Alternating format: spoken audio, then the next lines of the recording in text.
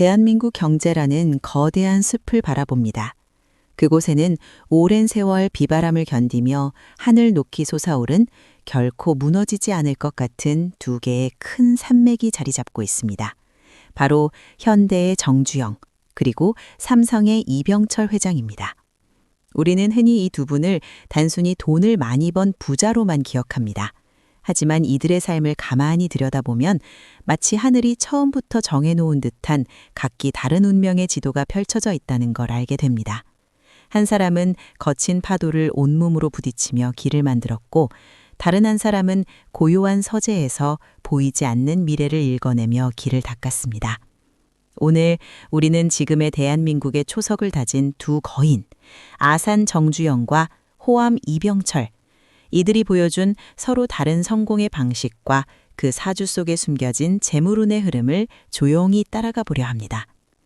먼저 만나볼 인물은 멈추지 않는 열정의 상징, 현대의 정주영 회장입니다. 정주영 회장의 사주는 사주학적으로 경신일주라고 부릅니다. 이 기운을 자연의 모습에 빗대어 보면 아주 거대하고 단단한 바위산 혹은 아직 다듬어지지 않은 원석 그 자체와 같습니다. 이 경신이라는 글자는 태어날 때부터 누구의 도움도 필요 없다는 강인한 독립심을 상징합니다. 부모에게 물려받은 유산이 없어도 빈손으로 세상에 나와 자신의 왕국을 건설할 수 있는 자수성가의 벼를 타고난 것이죠. 그의 재물로는 편재의 기운이 강하게 흐릅니다. 꼬박꼬박 월급을 받아 부를 이루는 게 아니라 넓은 세상으로 나가 직접 사냥하고 쟁취하는 큰 재물을 의미합니다. 흥미로운 점은 그의 사주에 경쟁자가 아주 많다는 것입니다. 사주 용어로는 비견과 겁재가 많다고 하는데 보통 사람에게는 내 몫을 뺏기는 힘든 일이 될 수도 있습니다. 하지만 정주영 회장은 이 기운을 아주 지혜롭게 사용했습니다. 그 수많은 경쟁자와 시련을 오히려 자신이 넘어야 할 산이자 자신을 더 강하게 만드는 동력으로 삼은 겁니다. 쉴 새 없이 공사판을 누비고 배를 만들고 도로를 닦으며 끊임없이 몸을 움직여야만 비로소 재물창고가 채워지는 역동적인 운명. 그래서 이봐, 해봤소?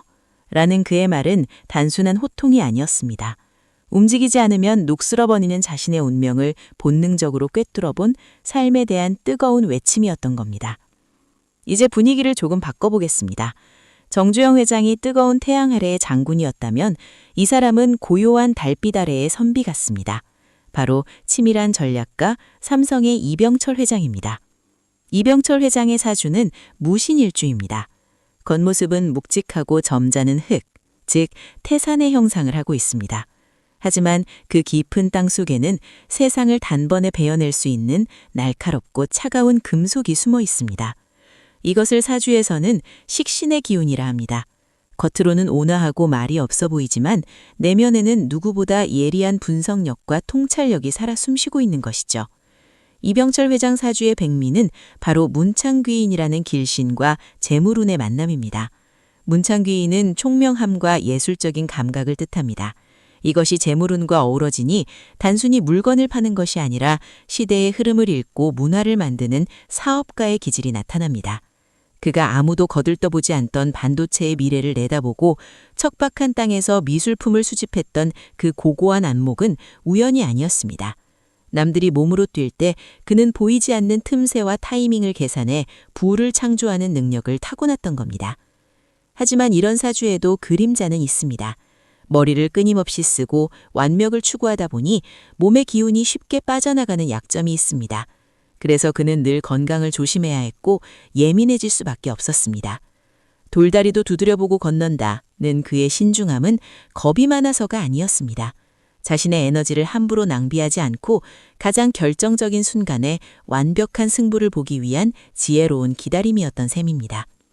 여러분, 오늘 우리는 각기 다른 방식으로 인생의 정점에 오른 두 거인의 이야기를 나눠보았습니다. 무쇠처럼 우직하게 부딪혀 길을 열었던 정주영의 돌파력, 그리고 날카로운 칼처럼 본질을 꿰뚫었던 이병철의 통찰력.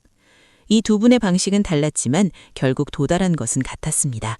중요한 건 두 분 모두 자신에게 주어진 운명의 그릇을 정확히 알고 그 빈 곳을 치열한 노력으로 채웠다는 점입니다. 정주영은 멈추지 않음으로써 부를 얻었고 이병철은 깊이 생각함으로써 부를 지켰습니다.